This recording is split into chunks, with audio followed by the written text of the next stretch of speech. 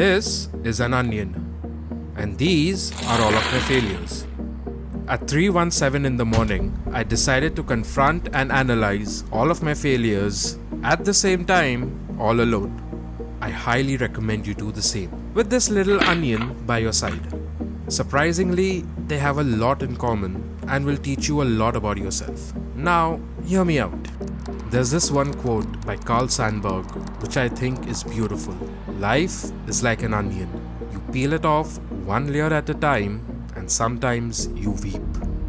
Life is very much like an onion. Peeling away at the multiple layers of life is a very painful process and forces a lot of us to cry. Although, this is something that I personally believe. You don't cry because you're weak. You cry because for the very first time, you finally start to see the real you.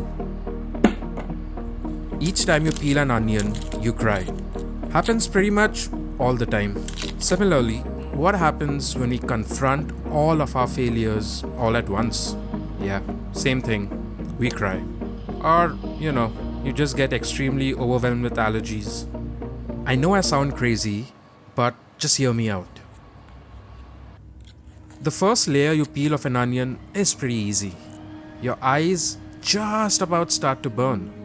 Similarly, the first time you're honest with yourself about your failures, there is that small feeling of disappointment, anger, and regret. Simple ego and surface level stuff. You then go a bit deeper. You very well know what follows. Despite that, you still soldier on because deep down, you know that's the only way to get to the good part, the soft middle core, the holy grail. This is where it starts to get really serious. Each layer you peel through and cut reveals something new. Once you fight through them, you arrive at the so-called deeper and subconscious parts. All of the expectations that you have been carrying around that were not even yours. The shame, embarrassments, insecurities, abandonments, helplessness, they all just come all at once. You cannot really control or stop the tears at this point. It just flows. Each time you continue, it reveals more hidden parts to you. Something extremely personal that you yourself are not aware of. Each layer you shed, you breathe a little easier and the world gets a little quieter. The rules you thought that were carved in stone were just outer skins borrowed from people who never knew your real story. That sting you feel right now, it's not your pain, it's your ego letting go. And then finally, you reach the end. You're now left with nothing but the core, the part with which you can make anything. The same stripped down part of you where you see the real you, embrace it, and begin creating your own masterpiece. Failure doesn't destroy who you are. It just strips away who you're not until what's left with finally starts to feel like the real you.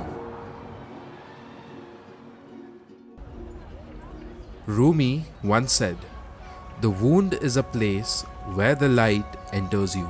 Now when the wound is fresh, it does not feel like light. It feels like fire.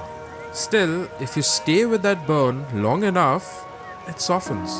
The same thing that hurt you begins to teach you quietly and gradually.